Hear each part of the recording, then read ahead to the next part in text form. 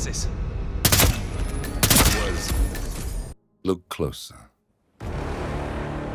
In the shadows. Behind the everyday world. Beyond the headlines and the seats of power.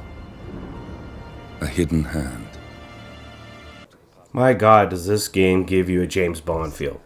What's up guys, Veteran Gamer here, and today's review is Hitman 3 on PlayStation 5.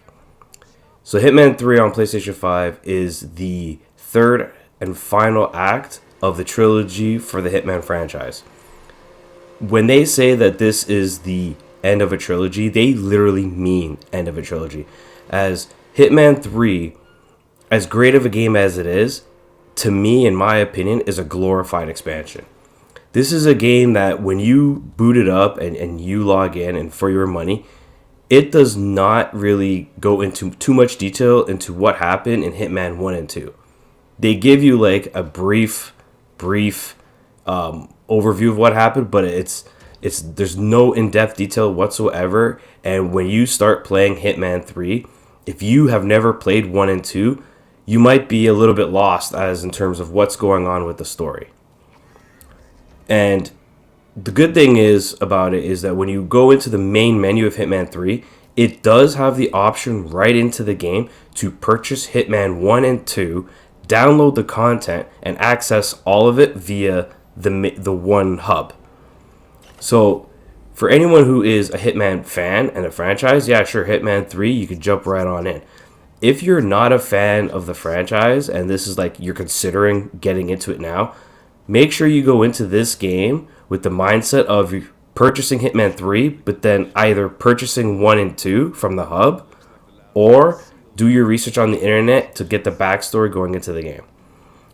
Aside from that, Hitman 3 is a great stealth game, flat out.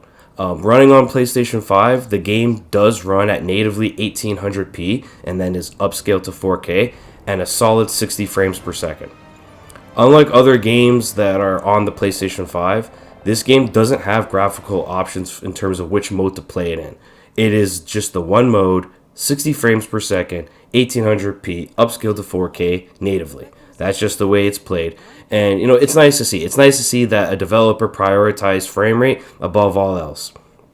One thing to make note of is that when it comes to the actual fidelity of the game, there is no ray tracing as of the making of this video.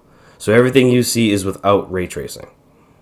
With that being said, with your purchase of Hitman 3, you get about 6 worlds for missions. And while that might seem like short change and a lack of content, they went with a quality over quantity approach. So while there is only 6 levels out of the box, the levels are highly replayable. There are many outcomes and many ways to complete your objectives. And what's great about it is after every mission, after you complete a mission, it gives you a list of the challenges that you've completed and the challenges that you've missed. As well as every time you complete a challenge, you can unlock things like unlock extra pieces of equipment, unlock a new starting area, a new disguise, you name it.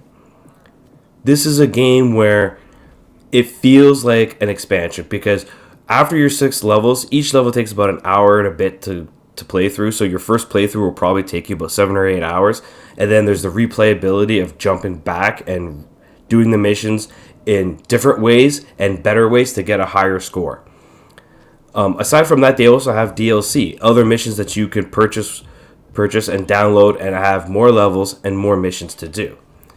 As I stated at the beginning of this video, this is a game that is great for fans of the Hitman franchise, but simultaneously, it is also like one of those things where if you've never played it, you got to be prepared to either purchase 1 and 2 as part of the commitment or do your research on the internet for what happened. And that's what really bogs this game down. The graphics are great. The gameplay is great. The voice acting and the acting in general throughout the game is fantastic. The many outcomes that a mission can be played out is fantastic. And just everything, it was very polished, runs great, controls are great. My only issue is that if you're not a fan of the franchise, in order to jump in it now, you have to be prepared to purchase 1 and 2. At the end of the day, Hitman to me is an expansion that plays itself off as a new game. And if you're a fan of the franchise, pick this game up, finish the trilogy, enjoy it for what it is.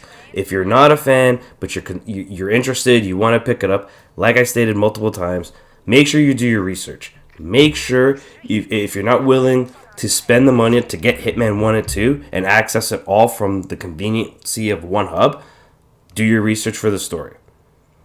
I'm going to give Hitman 3 on PlayStation 5 an 8 out of 10.